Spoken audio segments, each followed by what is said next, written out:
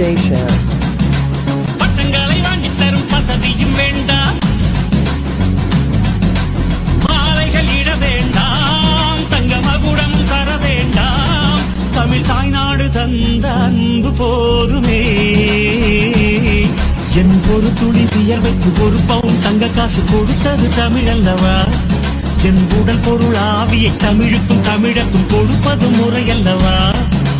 சிகரடை போட்டு சிகரத்தில் ஏறு,